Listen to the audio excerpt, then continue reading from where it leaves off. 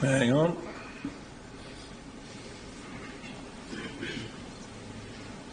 No. That's nice. No, that's not what I'm looking at.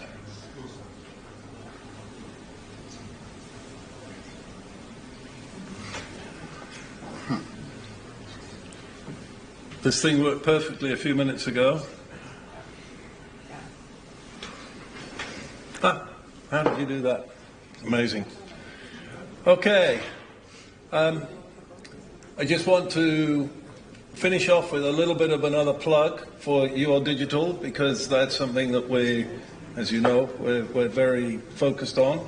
So what are we looking for the next 12 months for the EUCR project? Basically, a three-legged approach. We need to keep promoting the app and getting it into widespread adoption and presumably probably enhancing it.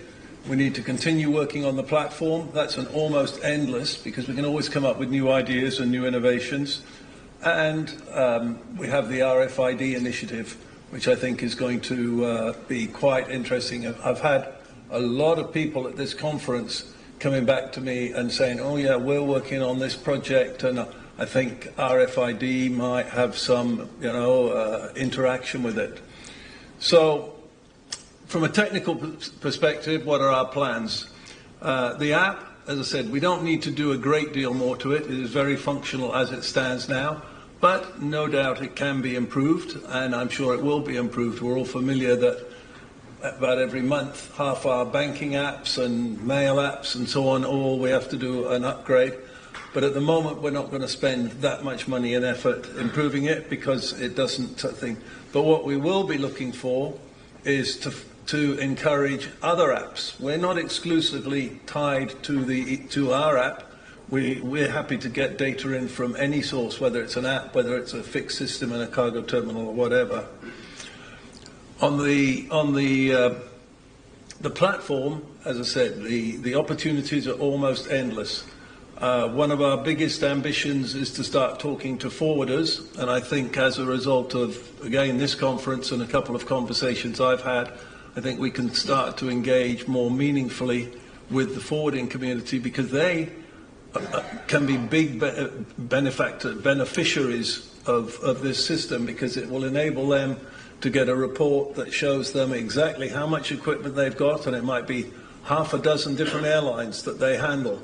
But it doesn't matter whether it's 1 or 50 different airlines. It will give them the same report data, and we want to learn how to do that in a meaningful way that makes it easy for them to then run their businesses. Again, we want to include more. I sat through a couple of sessions in the main conference hall downstairs. I lost count how many times the word data was mentioned. It is in almost every sentence, and we've got to exchange it. The conversation is all about exchanging data, and that's what the system will do. It will exchange data because it's designed to do that. So I think we're absolutely on the right track there. And in the long run, maybe in the short run, we want to start looking at value-add solutions. The deal with the deal that we have when we set up ULD Digital is that it will operate on a cost-plus basis. Cost plus 15% is its operating model. If it makes more than a 15% margin in 1 year, it will simply be reflected in a reduced charges the next year. But that's for the basic UCR processing. If we can then find ways to add value, provide additional services, that is then on a commercial basis, which of course will benefit ULD Care, because we get 60% of it. And then RFID, and this really came as a surprise. I said, really, this 2mm thick RFID tag, which I'm now talking about, is only a few weeks since we first heard about it. So it's a bit of a surprise, but it seems to hit a sweet spot. I was intrigued this morning to hear Frank saying that they're coupling RFID with BLE, which I think is a great idea. So I think we've got some tremendous opportunities in RFID identification of ULD. From an economics point of view, we've got to one of our constraints at the moment is the limited amount of money we have available to pay for the coders who are all in Thailand. So we're going to be revisiting the development levy, which goes to our airline members, asking them, the ones who haven't yet put money in, asking them to please reconsider. I think for some of them, they just didn't have it in their budgets, so that was a problem. So we're going to do that. We're going to try and expand our user base quite rapidly. We're actually also looking into getting some small and medium enterprise development funding from the Hong Kong government, because we're a Hong Kong registered company. So we can apply for this. Darren is in fact experienced in this. He's already achieved such funding for a couple of other of his businesses, and so we will be doing that quite quickly. Basically they will match our money. So if we put in $100, they'll put in $100, up to quite significant amounts, and it's quite a good system. So I think we may well find an opportunity there, which I think would be very, very helpful. As a very last option, if we really can't get it beyond a certain point on our own resources, we may have to go out and look for outside investors, but that's our last option. We don't want to do that. We want to keep this in as a community operation, because that's its tradition, and that's where we think its real value lies. From a rollout point of view, we're working hard to get the ground handlers involved, and I've had success in this event. My friend Fabio, who's the Director General of ASA, the Airside Service Association, has said he will definitely work with us to push this out across his members, which of course is pretty well all the large, medium and small ground handlers. So I think we've got a real opportunity there.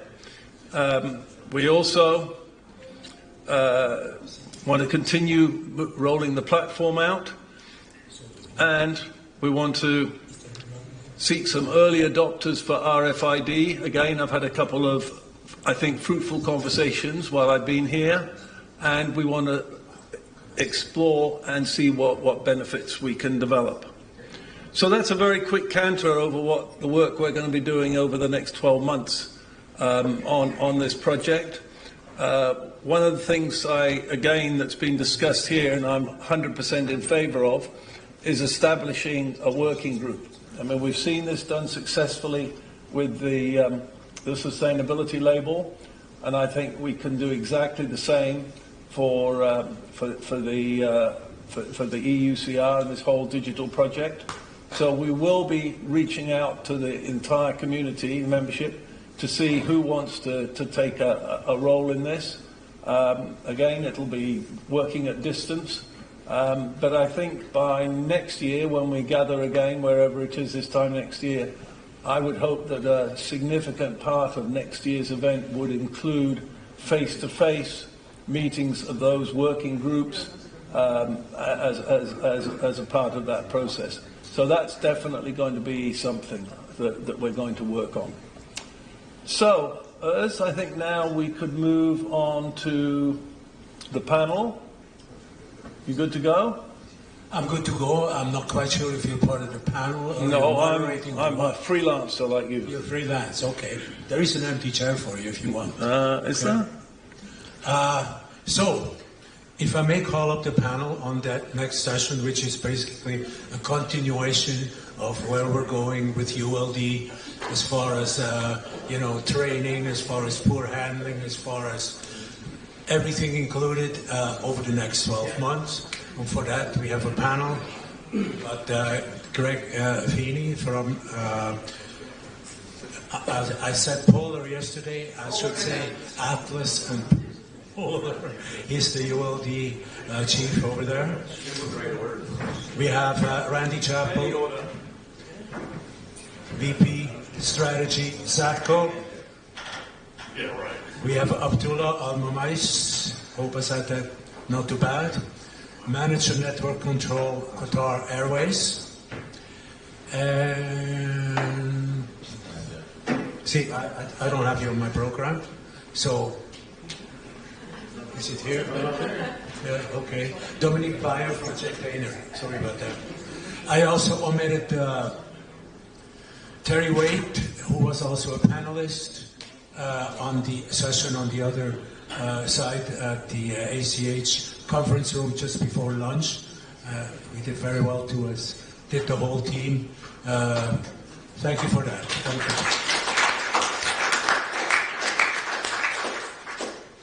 you. Yeah, so okay. Who wants to start? Where are we going to go? What's going to be better? What do you expect? What can we do? Jeff, hold on.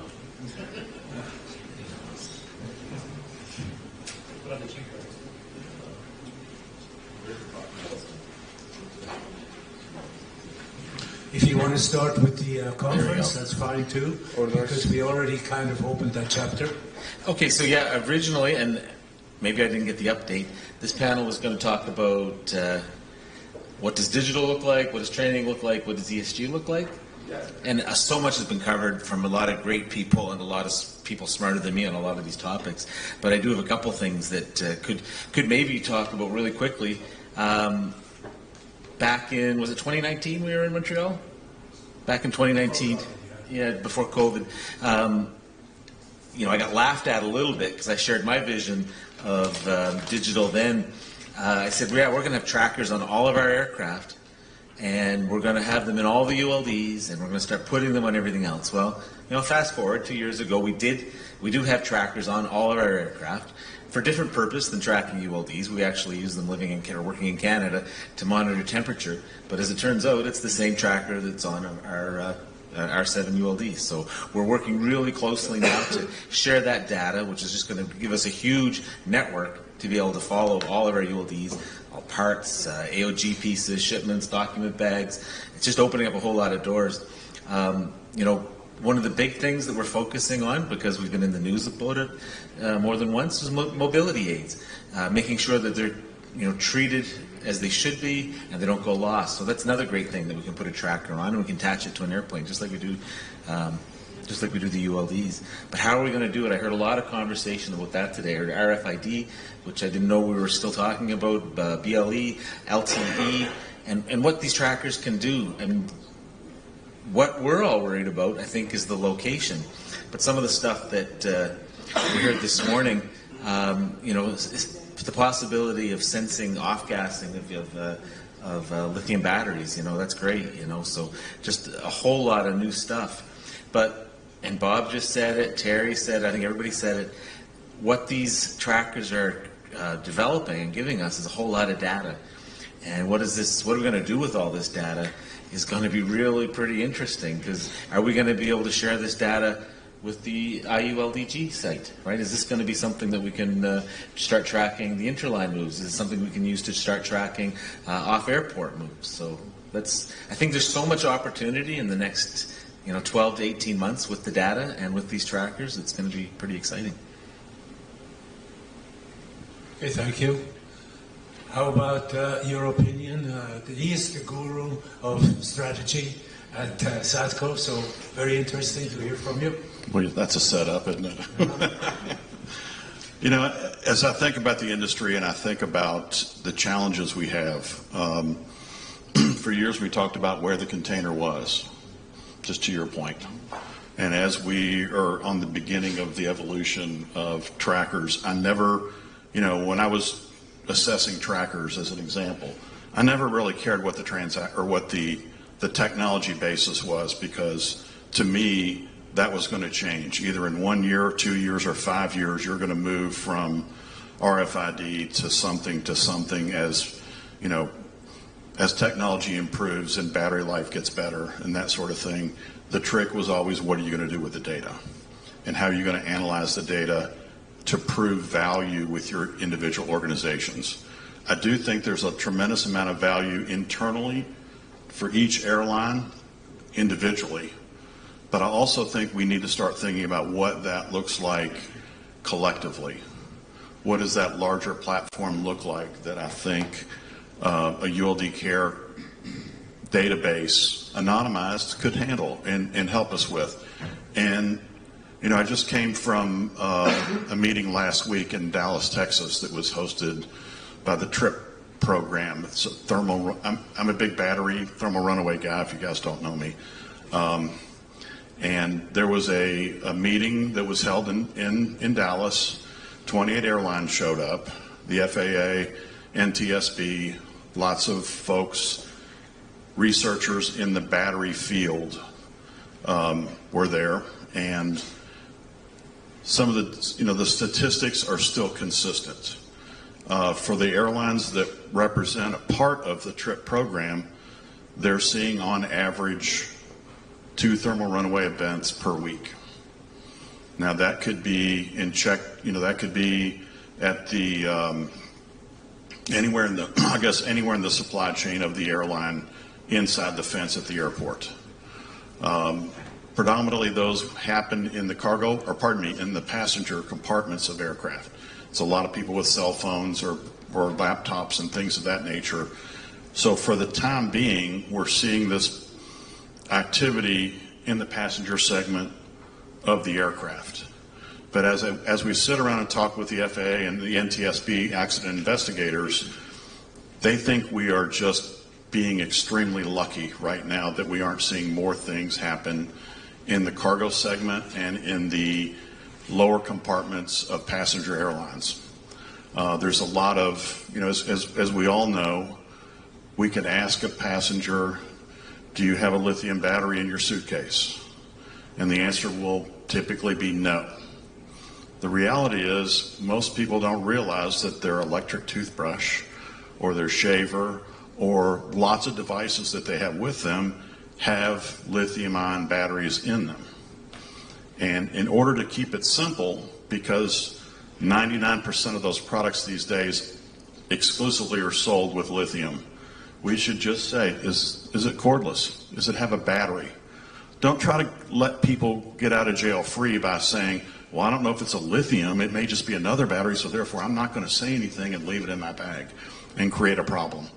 So from the standpoint of disclosure and the safety of our air network, I think we're still in an area where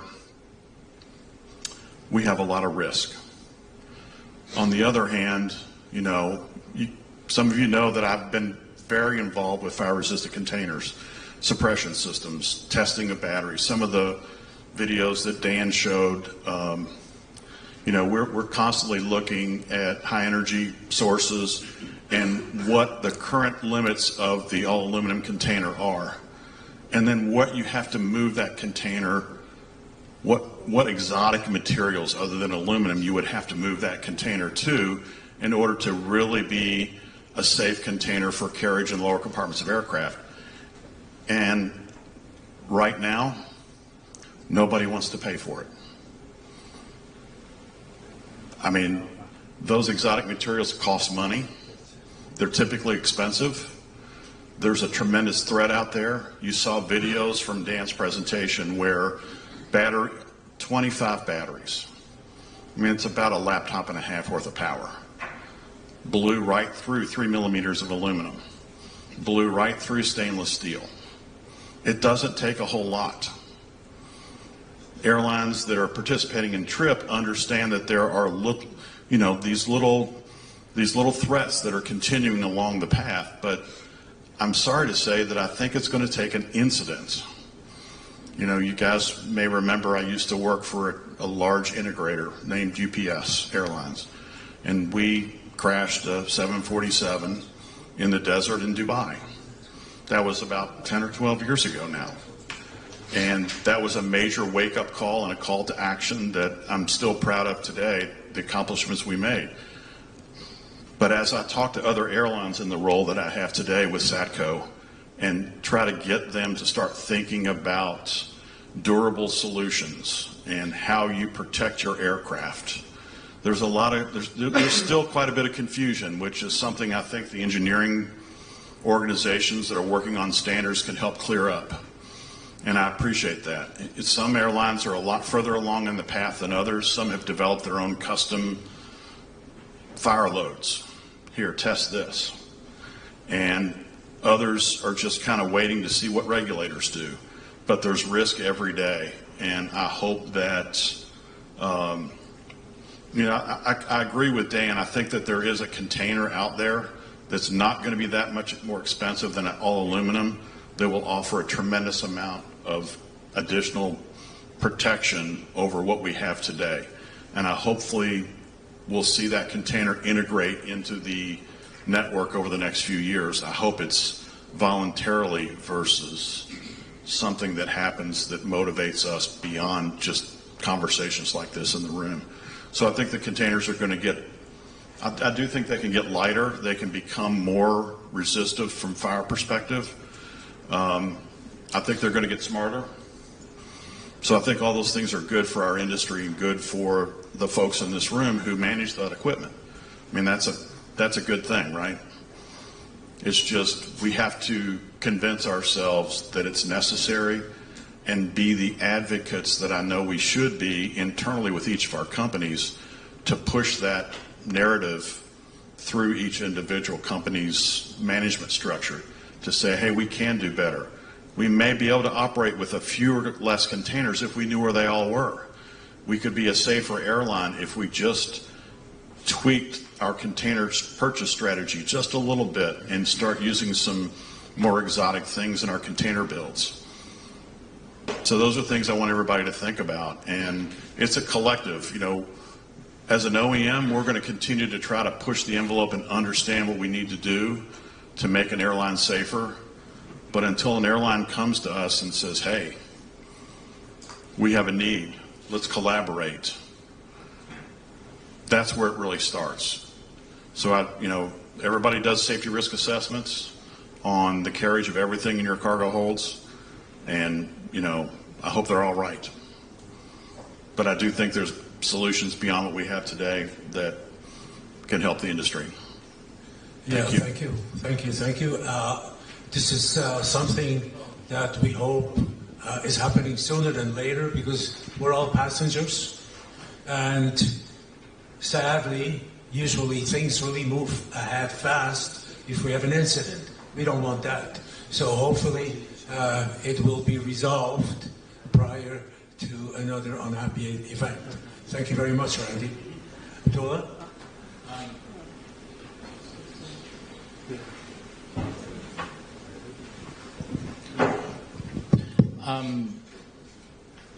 It's along the same lines as what Randy and Jeff said.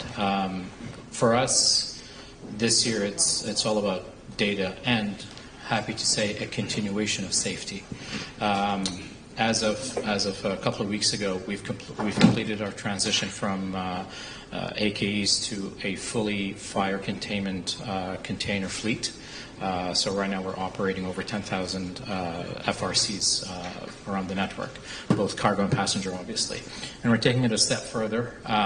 We're now started the journey of fire blankets on pallets. Because while we're able to say that we operate 100% FRC container fleet, I still have pallets that I need to protect, and it's like a smoking section at a restaurant, right? So we're continuing that journey with the second phase of safety. It is within the organization. We're lucky enough that our management is quite clear on the importance of safety, and that cost is somewhat secondary, or cost is something that it's easy to justify when safety is your priority. So we're able to continue on that journey of safety. But going to Jeff's point about data, we're continuing also with data.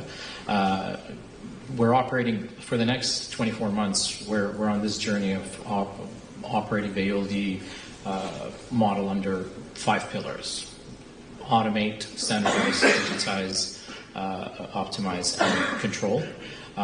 So this is bringing efficiencies into how we're operating.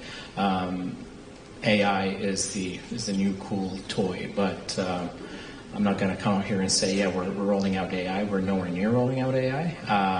And anybody that says they're rolling out AI, no, you're not. However, we're in the early stages of setting up our processes and the way we operate to allow, hopefully in a very short time, to start implementing AI and automation into how we operate. This reduces the human intervention or the human factor of how we do things, and reduces mistakes that would happen. We're also standardizing when it comes to sustainability. We're standardizing how we identify damages. Over the last few years, every time I talk to someone, they complain, and they're like, yeah, well, my definition of a damage is one thing, and my GHA's definition is another thing. We've tried to eliminate that. Not a plug or anything, but I think I have it here. We standardize it with a standard color-coded visual card, and we've tested out across our network right now.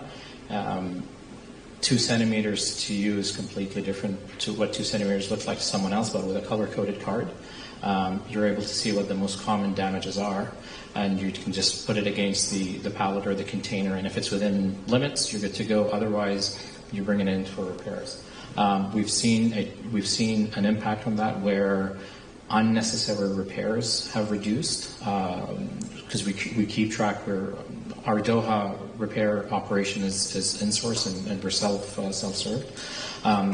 We've seen the ratio of unnecessary repairs go down significantly, so we don't have to do ULD tourism with damaged containers.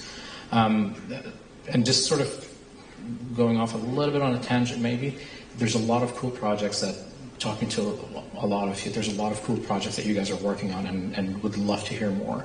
And I think for the next 12 months, I think ULD Care should take a sort of a position where it becomes a platform to allow us to share those ideas and exchange them, and not necessarily from an app rollout kind of approach, but more of a how can the committee become a facilitator of those discussions and become a benchmarking platform, because I don't know if anybody else is doing this any better than we are, but I'd love to hear more. And we're in a position where we're more than happy to support any other operator or OEM or what have you. This is our focus, but it's difficult when I have to reach out individually to other entities, whether it's a GHA or an OEM or an airline. But I guess on the board, since I'm on the board of directors, that's one of the sort of my proposals, I guess, for the next 12 months is how can we be a platform to exchange those ideas, standardize and benchmark how we do it, and anonymize data, to see how we're really doing across multiple spheres that we operate in. Few cool projects were presented this year.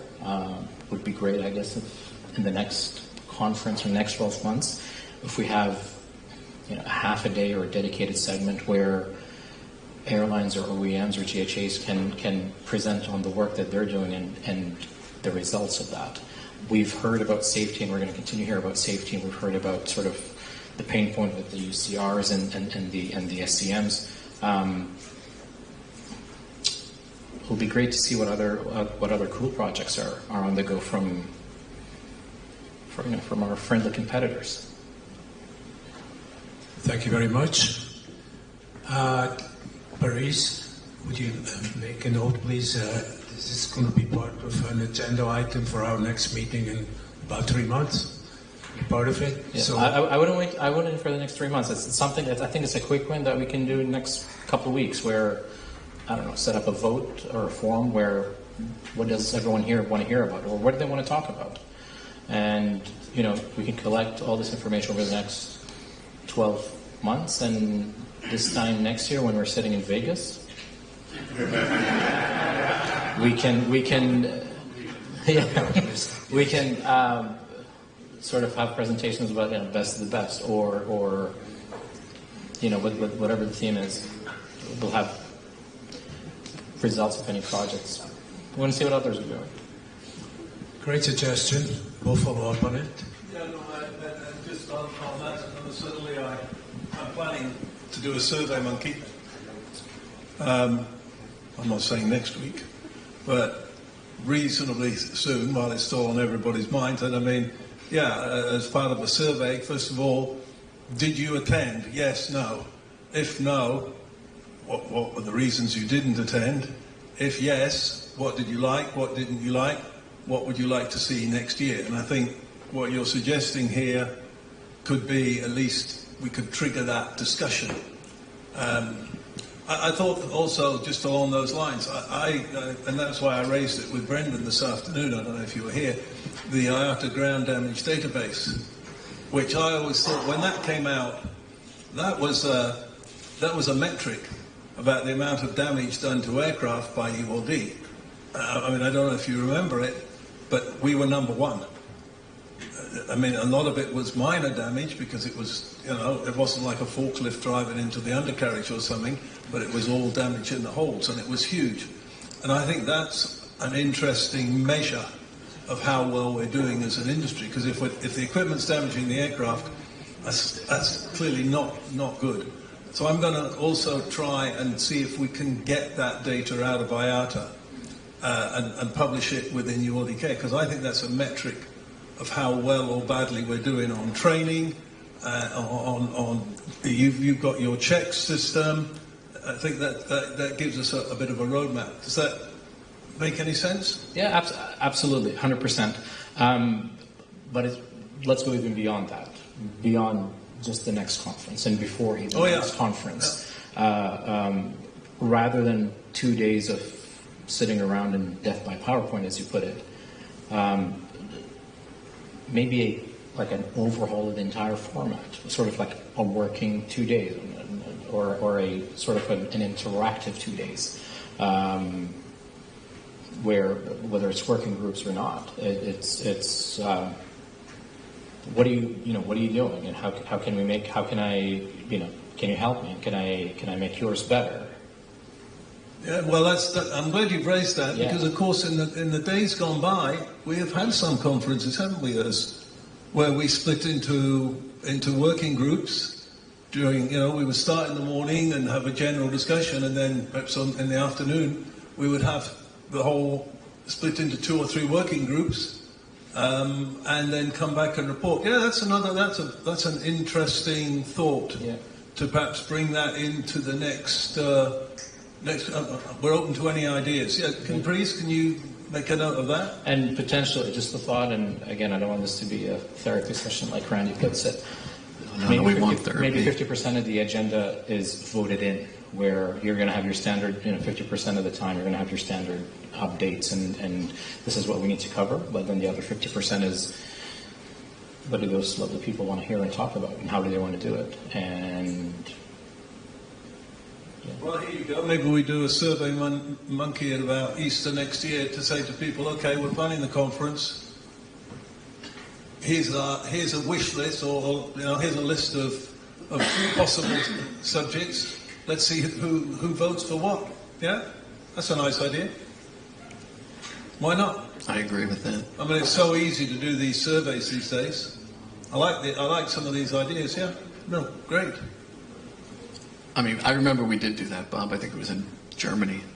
But I mean, you had certain groups where you had like 30 people, and there was a group that you had like 2. So you have to pick the right topics so you can get the right amount of people on each group. Because I think Randy's group, that's really where I got to know you. He did the fire one, and it was like standing room only. And then I forget what the other one was, and it was like 2 or 3 people. So you have to pick the right topics, which I think are these topics: digitalization, sustainability, and going forward, whatever those are the 2 main topics I think we've been talking about. Well, maybe as Abdullah is suggesting, we make a good chunk of the conference time to be that sort of discussions, and in small group. Fair enough. Let's give that serious consideration.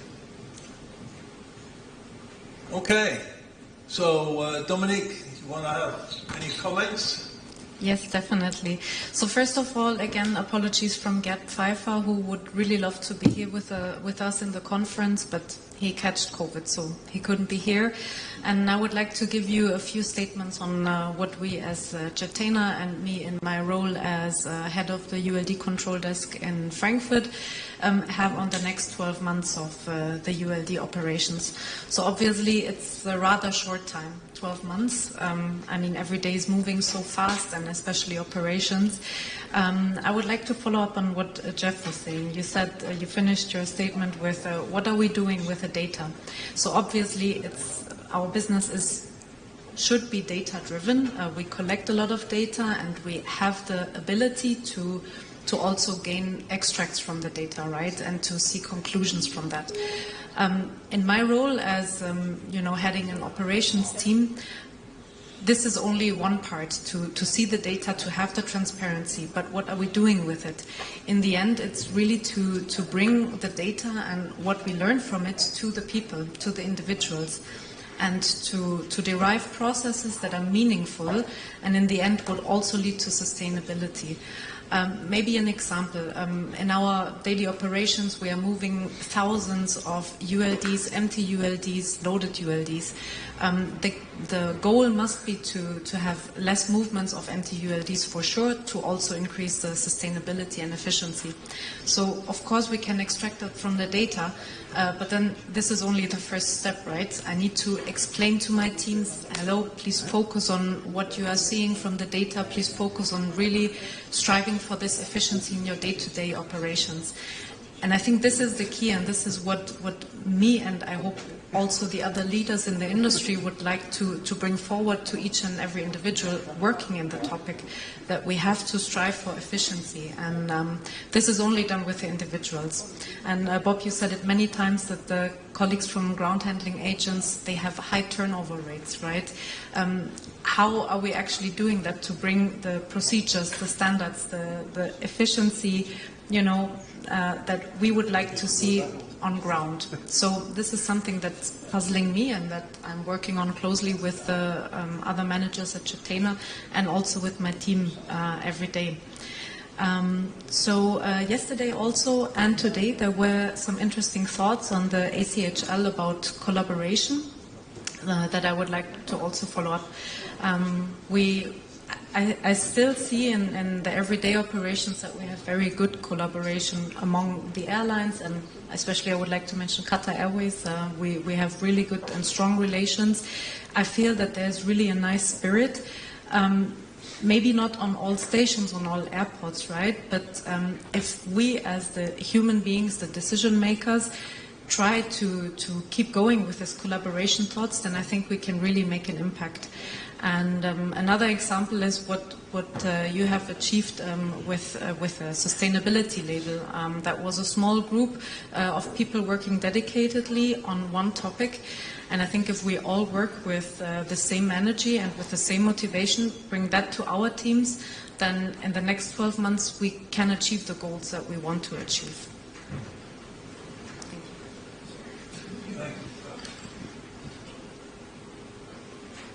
She said a buzzword for me, so I went to get a pencil so I could write it down, but I didn't know she was going to be done so soon. So I think collaboration is the key, and we were talking, we went off on different tangents, and we have digitalization and sustainability, et cetera, but we're also talking about the future of ULD care and everything else. So, one of the chicken and egg things that Jeff and I were talking about before is, with the poolers, there's not as many airlines here as there used to be, so why are the OEMs going to show up if there's no airlines here, right? So as an airline, the best part of ULD care was always the OEMs were here, so you got to meet them, but the airlines were here, and we had collaboration. So you were talking about moving empty pallet stacks. Unfortunately, that's what we do, Jenny and I.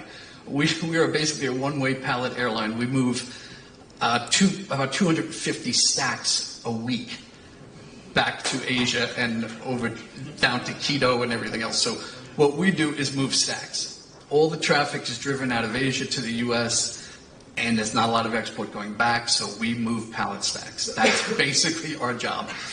Logistics of pallet stacks so we can keep operating flights back. So collaboration comes in handy with being here, I'll give you an example this week. I met Randy a long time ago. We've always tried to help each other out when he was with his former integrator, which will go nameless, even though he mentioned it before. That was the whiskey talking, though, I think. But at any rate, so this past couple of weeks ago, I was talking to Fro Day too about we've started flying a 767. I hate the aircraft. It takes all these different pallet types, PAJs, FQAs, DQFs, AQ, and it's like we don't have that, so they just threw it on us. We're doing it. We had a charter last minute out of Panama City, Panama, to Manaus in Brazil. We were in trouble. We don't have pallets in Panama City. We don't fly there. So I went through some of the contacts, contacted people we know here. Chris Clark at UPS helped us out, and we moved the pallets down there. So that's the collaboration we talk about. That's the value, to me, of ULD Care, is knowing the people in the community. I mean, we try to do it with Terry back there with Air Canada. Tom from United's not here. But we move stuff gratis. We know we'll owe each other a favor down the line, and that's how we operate. Us as Atlas, we're always been the outlier here. You know, we don't do a lot of interlines. We were never into the programs. We do a lot of ad hoc charters. We lease our planes directly to the freight forwarders now. So, and they subsell it to like 10 different groups. So we have this crazy conundrum, and we talked about it in the board meeting about the IULD, UG, whatever you want to call it, the ULD digital, how if we can get that to the handler's hands and do an API connection and interface, that would help us a lot too. So from that standpoint, you know, that's where I see the value to that for us, because it can then talk to our system. I mean, we're capturing all this data going off site, not all of it. I mean, Hong Kong you have third parties picking up for a second party who then is the party of our customer, you know, so it's 3 times removed, so it's hard to keep track of things. And then on the environmental thing, I mean, we talked about, you know, we're not a container-based airline either. We're a pallet and net-driven airline, PMCs for the most part, 20-footers. So, you know, if we were going to, we talked about pallets and nets having a tag. I don't know how we can do that and prove that they're environmentally made the right way or whatever. So I don't know where that goes to. But our thing was always, there's someone maybe in this room is going to get really rich by being able to come up with a repurposing of nets, whether it's handbags, curtains, quilts, whatever, because people will give you this stuff for free. They'll even pay you to take it. And then you can you take off the hardware and do whatever. And then I know I'm going to break protocol here because this is not a commercial enterprise, but we were so excited about sustainability that Corning and I from BRR signed a letter of understanding about a purchase of, I think 5,000 virtual containers. So they are so green, it's unbelievable. So we're going to release that later on today, I think. Yeah, that was just to start. So that's what I have to say. Greg, I think you brought up a couple of great points here. You know, if it's all poolers, why would the OEMs be here? And that question used to be why are we all here, and how do we add value? So the format of ULD Care, what the meeting and throughout the year, in addition to the value that the apps and the tools that bring, what does ULD Care bring as an added value to everybody in this room? So we don't risk people not showing up or attending or participating, and that's something that we really need to strongly look into, is what brings people here and what makes them want to stay. Sort of just thinking out loud for us on the board, and also for the attendees. And the other thing that both of you guys brought up was collaboration. Commercially, as an airline, commercially we're adversaries. And of course, we want to be on top. Operationally, we have to collaborate and partner up. Otherwise, we all would collapse. I'm not going to mention names.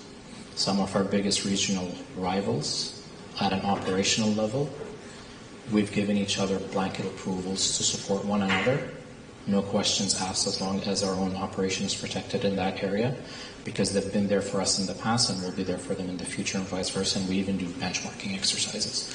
So collaboration is paramount at an operation level. Commercially, the accounting books, let them sort it out themselves. That's not my area. But we have to continue collaborating, and we got to be. Because we've personally been in that position before, where we've reached out for help, and probably the only time someone that is not in this room, I'm not worried about, a very small player could have helped us out. It didn't work out, and we got shot in the feet. So it's big when you don't collaborate. Yeah, and that is the key. And it's, like you said, it's friendly rivals. It's almost like if you're in commercial real estate and you're representing the building, but you're also representing a tenant. Or you're in one real estate group and you're working with the broker from the other. You're classic rivals, but you're working together to get a lease done or something like that. So, yeah, and it's something we do in return too, and it's also the poolers. I mean, Jed Tainer and Uniload in particular reach out to us all the time, and it's only when it makes commercial sense. And to your point, operational. If you get sales involved, forget it. It's over. You got to do it on our level and on a station level. So if you don't do it that way, but that's like I said, that's the benefit. Maybe the biggest benefit I've gotten from this group, and it's why we can keep coming to this conference, because this UPS example wasn't the first time. It was years ago in a charter in Morocco, and you're saving yourself a $1 million charter, and what are we paying to come here? So you go to your boss and you say, I just saved $1 million because of my relationship with someone I'm in this user group with. So that's it. So that's why I think it's important. We've all talked about what's the future, but, I think Jeff mentioned it earlier too about people leaving the room. And I think our groups really stayed in the room. When I was in the other conference and you guys were talking, there were 30 people there. So I don't think we got our bang for our buck there like we wanted to. And that's a whole different story of, Jeff has some ideas. We have some ideas of how do we do this in the future where we can keep this, for lack of a better word, family unity together, because some of us have known each other 20, 25 years, and it was like a therapy session, but it's a helpful session, and you learn what's going on, in the industry as well, with the ULD board wrap-up, and with Dan's especially presentation and Tom's presentation today were real, eye-openers for a lot of people and real good stuff. So. Sorry, Jeff, can I just jump in at this point, just because I think there's been a lot of very, very valid commentary. I want to pick up on, because I remember it in the old days, when there would be 30-plus airlines.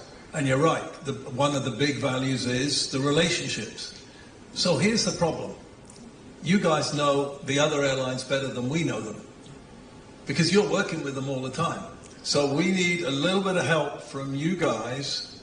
I'm not asking you to do all the heavy lifting, but if nothing else, perhaps we can do a little bit of work on this, create a value proposition from an airline perspective, and we can then use it. It's been great. Turkish Airlines was here today, because when I knew the conference was going to be here, I asked around, I asked a couple of suppliers, who do you know in Turkish Airlines? I got a name, turned out he'd moved, but he gave me some more names. And in the end, we got Turkish Airlines here, and I talked to him, and with a bit of luck, they will join ULD CAT. But we struggle to do this. Right, and I agree with you, I understand, but I think there's a misconception, especially when it comes to Atlas. We don't know that many airlines. But when we used to lease our planes to airlines, we knew airlines. So I know freight forwarders now, but I don't see them in the room anymore, but a company like AirShop leases to everybody. I'm not putting it... No, I know, and I'm just saying, these are the kind of things we can talk about with AirShop with us. I'll reach out to airlines where I know people that work there, etc., but most of the people I know at airlines are airlines that are in this group already.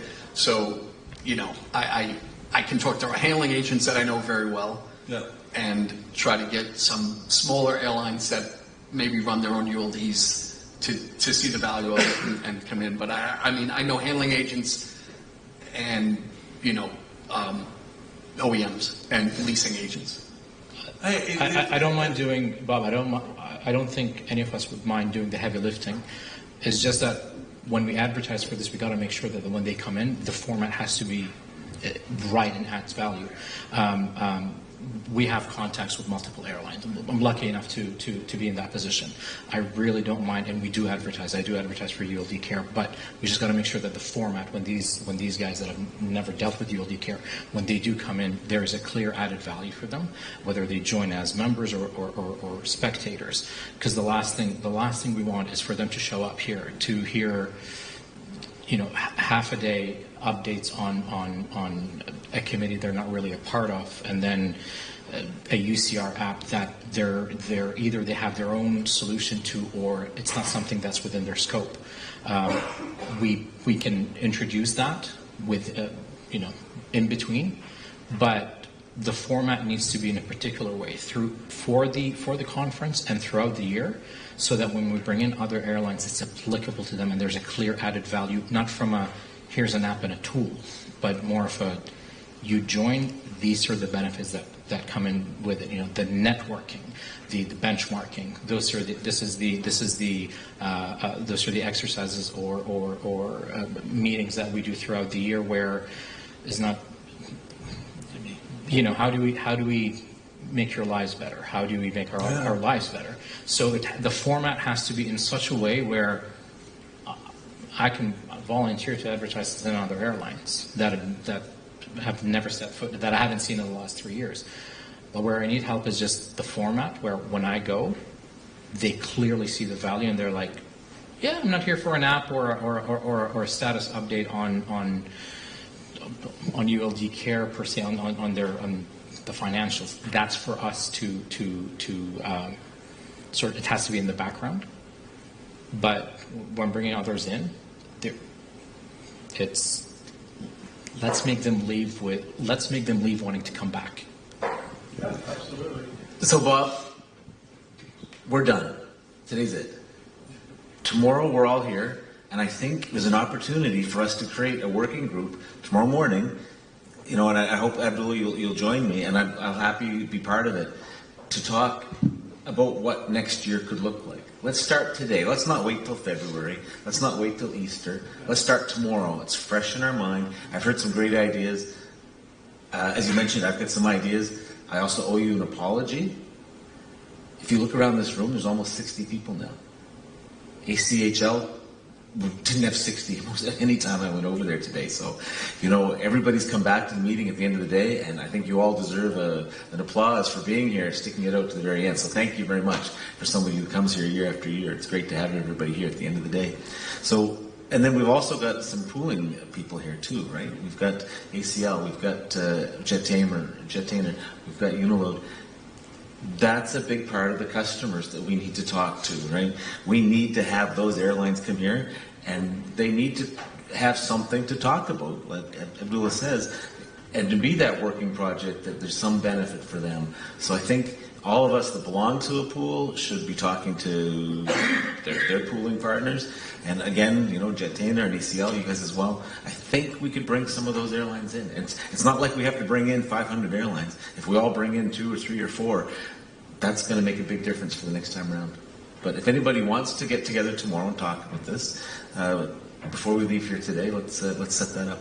My flight's at 10, but I'll give you my number. You can call me anytime. No, and I agree with that. I was actually going to suggest that part of the Survey Monkey, we just put out what we want this to be next year, but we can start tomorrow. As a format and as Topics. an objective for the next 12 months, as we go through the Right. next 12 months. Yep.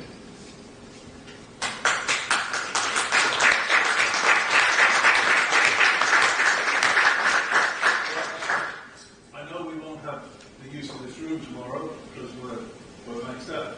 I mean, we could just meet in that big lounge area at this level. Name is fine. 9 o'clock, 9:30.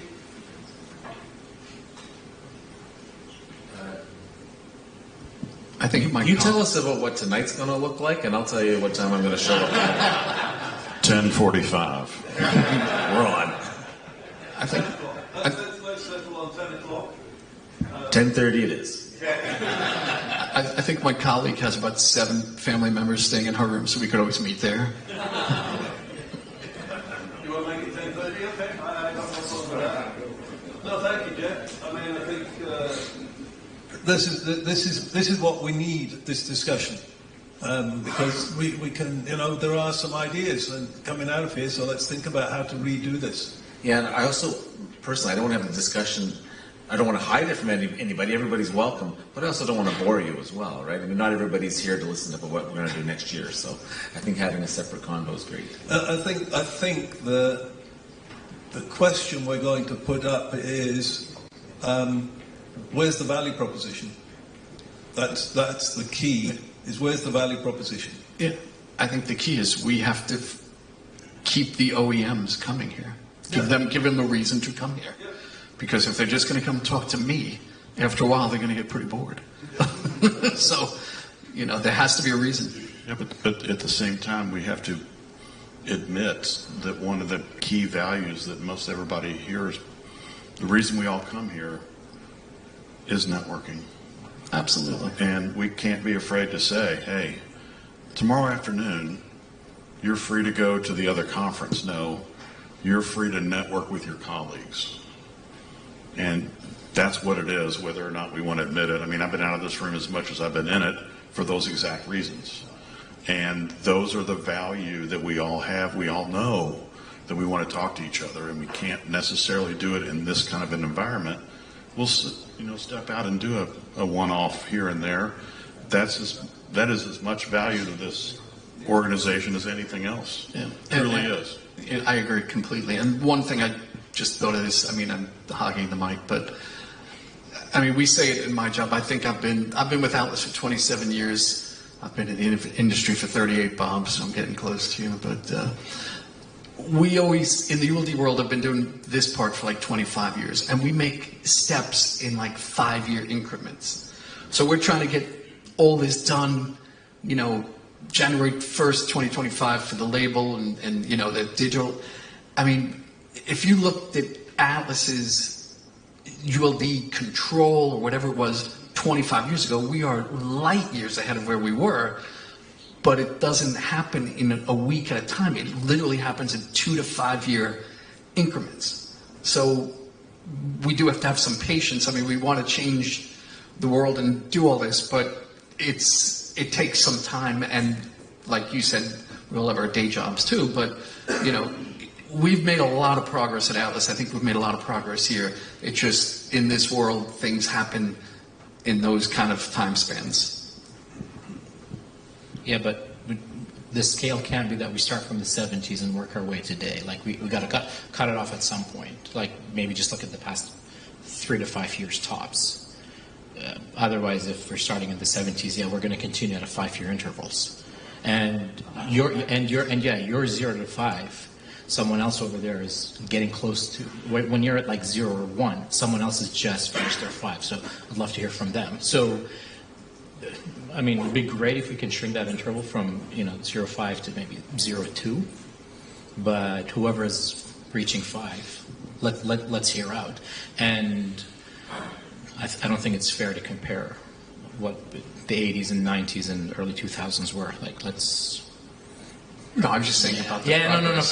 Fair enough, because it's an incredible history lesson that I've had the last 3 years, where how things were in the 70s and 80s, but I wasn't born. Let's look at the future. Let's look at the future, and we're okay to maybe look back at the last 3 years, but I think we made a step just before when Jeff said, "Let's meet tomorrow." Right? I love that. I mean, I love that. Even, I think you mentioned doing quarterly webinars, etc. So that'll speed up the progress for sure, and that's a great step. Sure, coming from the two guys that are catching flights in the morning. Well, you have me to about 11:30, but I'm gladly be up at 5 a.m. if you want. I'm an early guy. No, I mean, I'm just sitting here thinking, this question of relevance and value proposition, actually, you see it over the counter at IATA as well. I mean, you go to WCS. I mean, the ULD track in WCS, you could all fit around one table. That's been my experience. It's So actually, I agree with Jeff. I think we're doing fantastic to fill this room, but the only thing that's not good about what's in this room is the mix between the airlines and the rest. And that's what we've got to address, is bringing in the airlines. And that's good. Let's have this discussion. I'm all in favor of it. You know, Bob, there's another thing we should think about too. That's alignment. Alignment. We currently are aligned with the GHAs of the world, and I'm curious how many people have spent a lot of time collaborating with the GHAs, and should we be aligned with more ULD-centric organizations like maybe SAE or something like that, so that instead of Dan giving a presentation, everyone here is invited to sit in on a day of the SAE meeting and understand what goes into some of these standards developments. It would help from an educational perspective, and you know, if you concentrate more ULD content in one place, because I see the SAE thing that happens. There's ULD care that definitely has value. The trip thing that I went to that a lot of people probably aren't even familiar with, that's out there, that we should be able to corral all this information together and have a better platform to share that information with. And if the audience here that is in this room, that's part of ULD care, is getting a lot out of the collaboration that we're having today, or this meeting in the last couple with the GHA guys, great. But if nobody's talking to them and we're just in the same room, then I wonder if we're doing the right thing with that. Well, of course, I mean, you can lead a horse to water, but can you make it drink? I mean, all we've done is create the environment. I can't go out and do face-to-face. Actually, I found it very useful. I've talked to probably 5 or 6 people that I wouldn't otherwise have met. If you remember, for quite a few years, we had a deal where we would have been sitting down tomorrow for a ULDB, because we had the deal where IATA would have the autumn meeting after us, and we would go straight from one to the other. IATA killed that. I mean, it wasn't us that killed it, IATA killed it with their travel policies and so on. And in fact, it was 2 weeks ago, there was the ULDB in the US, and Manoj was not allowed to come to this meeting because he'd just been to the States for that meeting. So I agree with you, but unfortunately it was taken out of our hands. Not sure about SAE. That's pretty technical. I think it might do more harm than good. But the ULDB was great, and it worked. It got. We even sponsored the room, I think, for ULDB. So all IATA had to do was pick up the tab. Gion wasn't allowed to come here. I mean, how far is it from Geneva to Istanbul? It's a challenge. At least we got Brendan. I mean, I'm quite happy that we did get Brendan, and he did quite a good job. He did a very good job. I mean, Paul. It is a struggle. It is a struggle. But I think we've got enough meat. Listening to this conversation today, I think there is enough meat here to cook quite a reasonable pie, which is what we want to do. I mean, I'd be delighted if we got, even 10 additional airlines coming here. Well, we'd be over the moon. You'd be delighted with 5 more. I know you. 5 would be a bit iffy. Well, the question isn't if he's going to be delighted. Is it the OEMs? Are they going to be delighted with 5? I mean, we'd all be delighted. And just so as you know, and everybody knows, we are having discussions with Jettainer, with Gert. In fact, I was hoping he was going to be here, because we're in a discussion about some kind of a bulk membership from the pooler that would enable, a high-level member who uses the system, blah, blah, blah, but somebody who's only got 1,000 ULDs, okay, they can come into a conference like this. All we need to do is to cover our per head costs that we pay to ACHL. So we've got some ideas in this area. They're not moving forward as fast as I would like.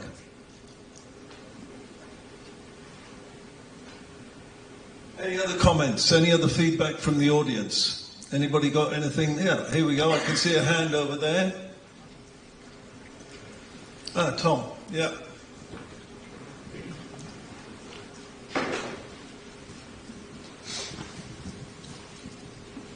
Thank you, guys. I think this was good. You know, we're an OEM. There's only 5 of us or 6 of us in the world. I've been coming to this meeting now for 16 years, and you know, it hasn't been that useful, I'll be honest with you. I mean, I gave a presentation today. That's certainly helpful. Most of the people I'd like to see that presentation weren't here today. So I think I certainly would love to be part of a discussion tomorrow on this. And I think one of the things to think about, everybody has even commented on the fact of data. I was over one of the other ones. You know, there's a significant difference between data and information. It's great to collect data, but numbers don't mean anything unless there's somebody or something or a group that turns them into useful information that they can use. And if you're looking for a way to get airlines here, and you can make the data anonymous, you say, hey, you join ULD Care, you supply the data you have, we'll compound it, or somebody will. You guys got some pretty good software people. I've seen your app, it's great. And we'll share it back if you come. I mean, Google doesn't make money on search engines. They make money on data. That's what's valuable. I mean, they give away for free a search engine just so they can get your data and sell it to somebody else.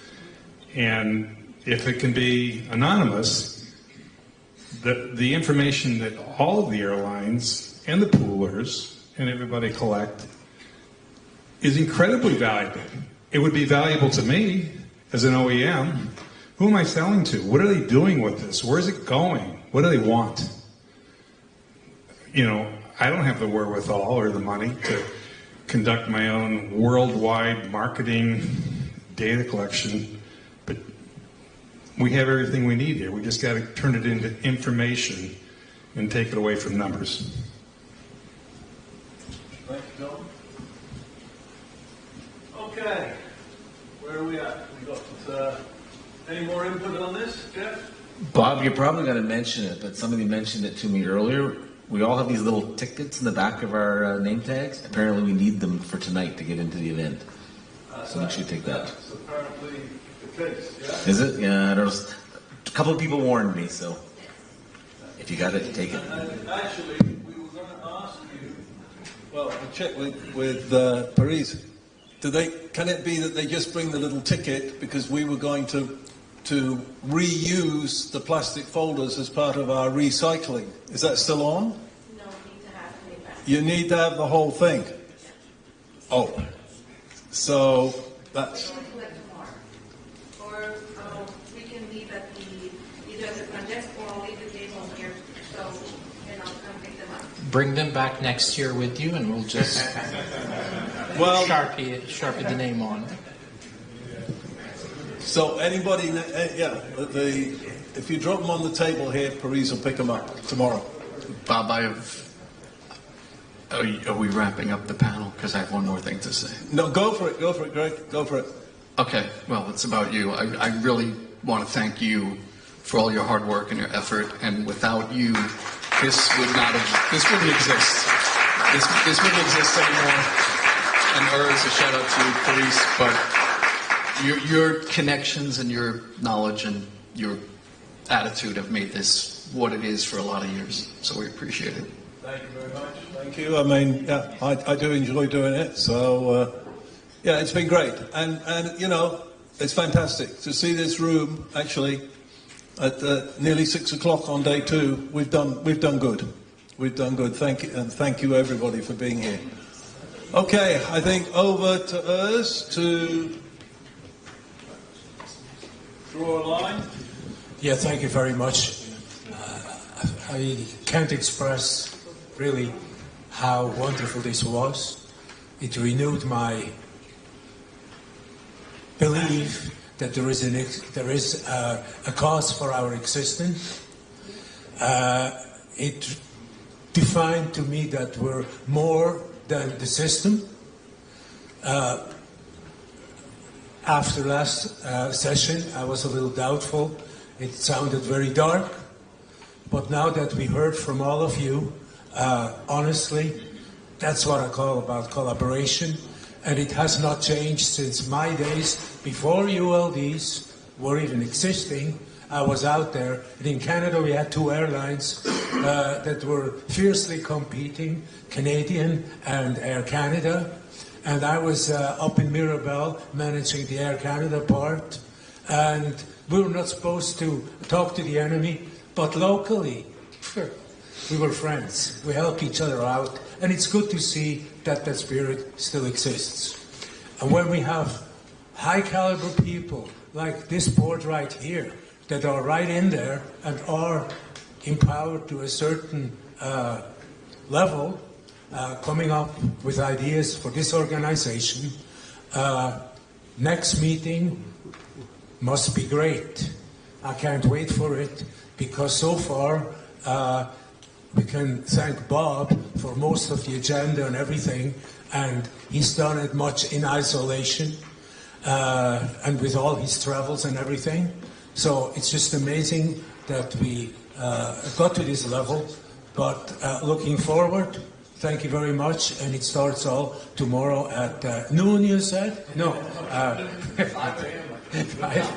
a.m. So thank you. Do you have any indication what next year is?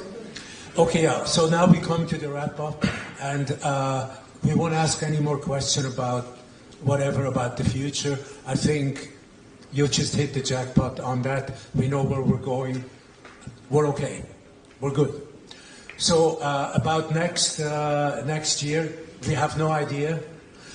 Where we go, we don't have any idea at this point. But this is part of the conversation that we're going to determine amongst each other, correct? Correct. But also, I mean, there's two questions about A, where, and B, when. Because I think most people agree that early November is not a good time to be out of the office. So I think... we used to do it always in the spring. Collaboration. So spring is that what the preferred date is? Yeah, we did. 1 year. We did do 1 year. But I mean, traditionally it's been September. Anyway, let's see. Stay out of the fourth quarter. Yeah, let's see. Sometimes in the fourth quarter? Out of the fourth quarter. Okay. As far as location, we haven't determined anything on that, and we don't even know where AC, the other guys that we're with right now, are going, and it's not written in blood, stone, or whatever that we are going to be with them again. This is all up for evaluation, correct? So, unfortunately, all I can tell you, there will be another ULD Care gathering meeting next year, time and place to be announced.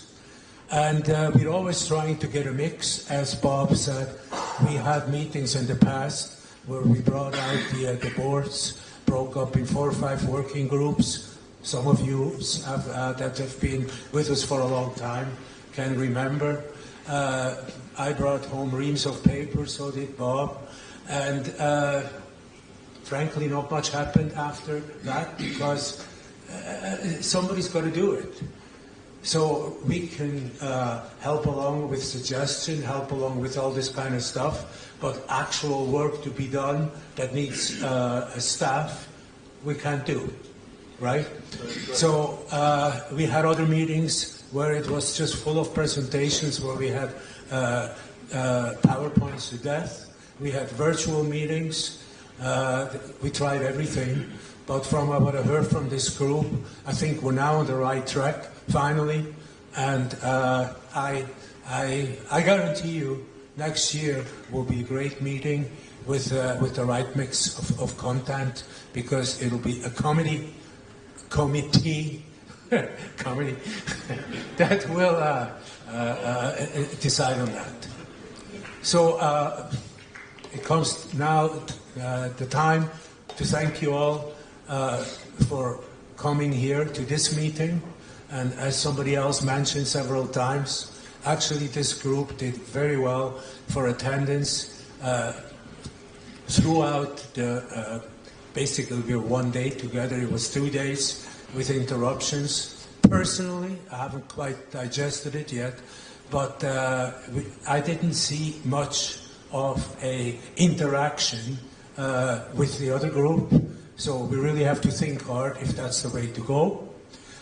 Somebody mentioned SAE.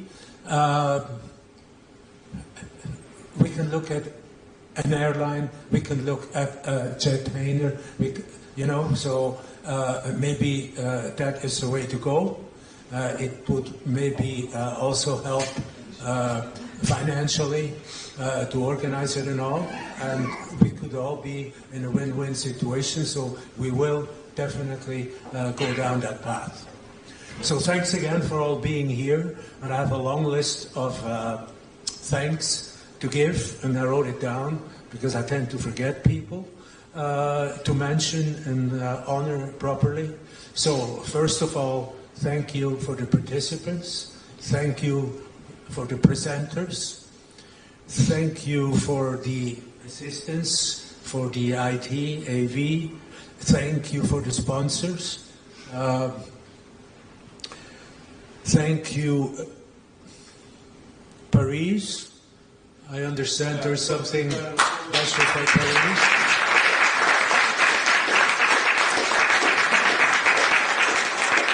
Paris, in cooperation with Parveen from EVA, has organized this, and it's not that simple as I thought it was, and I think she's done a good job. Thank you, Paris.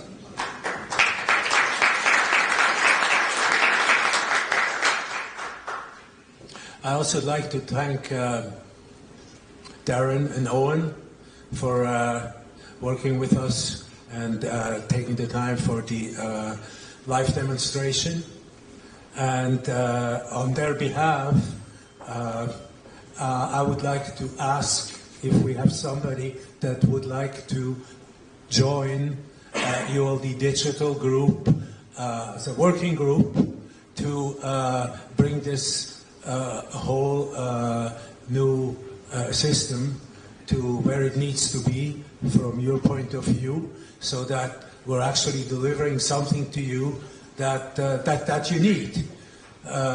Right now, what is there is what is to be expected, frankly, and with the added dimension that we can now go end to end, because we definitely need the forwarders and others on the physical chain of journey of a ULD, part of the tracking, not just airline. And that was one of the big things why we had to invest in updating the system.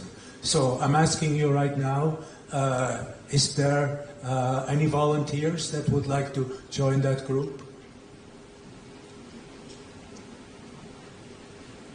We'll figure out. What do they do today? I'll help them. I don't know how much help I can get. I need an airway. Okay, and I mean the communication can come through ULD Care because they're part of ULD Care. So any communication, please communicate with Paris. Yeah, anything else? Well, I think we're going to steal Tom's line that give us your data and we'll give you information, right? That's what we're trying to do here, is to help people get usable information so that they can make the decisions, do their job, and make it easier. So, yeah, appreciate that. We saw how successful the sustainability, the work group was. Certainly like to emulate that. So we can have a chat. If anybody's interested to have those conversations, help us the direction of the UL Digital platform. We certainly like to get it. I think you get to hire Louise. That's okay. She made all that happen. Her and her partner. I'm going to put a lot of thanks to Bob for the last, especially the last sort of 6 or 8 months since Hong Kong. We've had some really good conversations with the likes of Jetona, ACL Air and Uniload. We've been able to connect and communicate with a number of the airlines. I've actually had 4 decent meetings today. One of whom was with the other side. There's a lass from Changi who liked what we were talking about and said, I'm going to make sure that Singapore Airlines talks to you guys. So there was a little bit there, but realistically what we're looking for is some people from airline and then bring all of the ecosystem into us so we can actually understand how to improve the end-to-end services. And if we can do that, we start gathering the data for every one of the airlines, for every one of the partners, and and then bring it back together so we have some industry standard stuff that talks to the anonymised data, that talks to sustainability, talks to who needs training, talks to how we can improve ourselves. Thank you, Owen. So we covered that, and I would also like to see part of that group, maybe some representative of a GHA, of a forwarder, because this system, we want to do it what is needed, not what we think is needed. So thank you. And just on that, I would point out, tomorrow morning at 7:30, Darren and myself and Owen have breakfast with Menzies, and they're going to be running a trial in Kenya. Okay. So anyways, that's the end. If I forgot somebody to thank, my sincere apologies. And with this comment, I declare this meeting as being closed. Thank you very much.